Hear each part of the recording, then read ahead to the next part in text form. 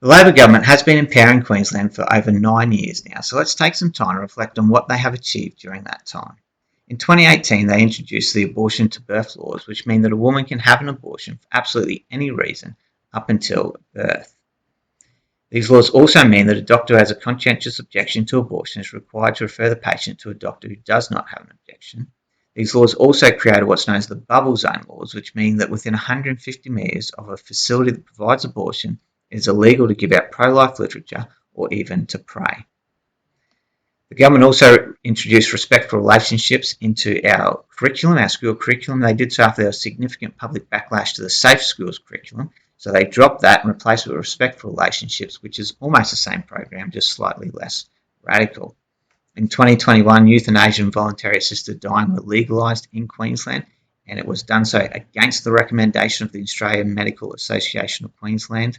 When these laws were introduced, the Australian Medical Association recommended that the Queensland government budget $227 million a year for palliative care, but the government was only at the time budgeting $28.5 million.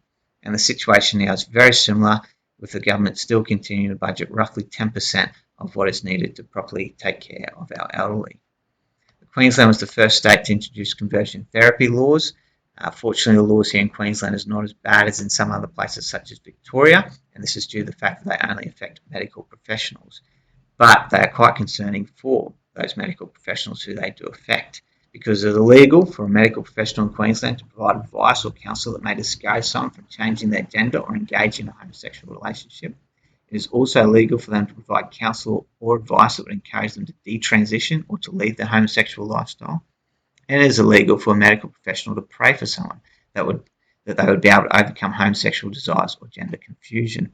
And all of these things are illegal, even if the person has requested them. And it's worth noting that there are no laws or prohibitions for going the other way, so giving advice that might encourage someone to engage in homosexuality or to undergo gender therapy or anything like that. That is all perfectly okay under these laws.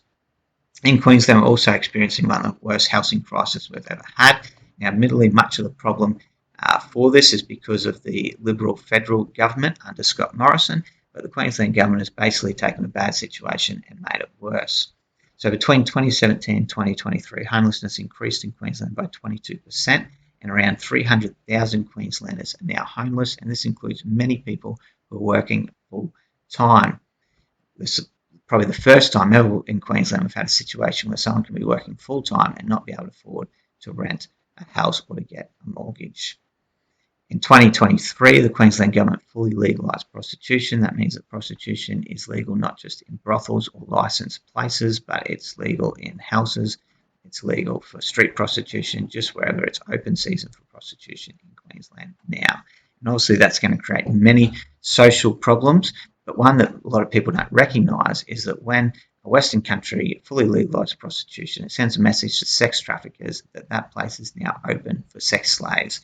So that means that Queensland is likely to see a significant increase in the number of sex slaves being brought into this state from third world countries. Queensland has also got the largest debt it's ever had, with the debt now over $130 billion. And of course, we have the issue of corruption. Premier Palaszczuk resigned due to ongoing corruption allegations and was replaced by her deputy, Steve Miles. Now, if we talk about Steve Miles for a second, thinking about all the laws that we've just mentioned, Steve Miles was either health minister or deputy premier when most of those laws were passed, and he voted in favour of all of them. And since he's taken over, nothing has changed. Steve Miles oversaw the blocking of the Babies Born Alive Protection Bill. So that bill is a bill that requires medical staff to provide the same level of care to a baby born alive after a failed abortion as what they would any other child. And Steve Miles prevented that from going to Parliament to be voted on. And he also introduced the Respect at Work Bill. Now, the Respect at Work Bill is quite vague.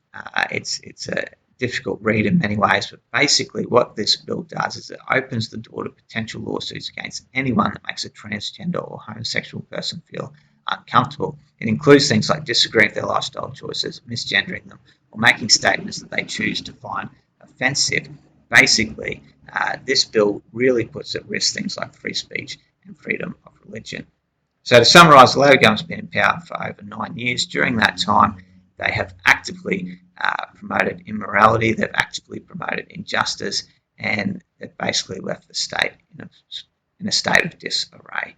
So unless you want Queensland to continue to become more immoral and to fall into further disarray at the upcoming election, vote for someone other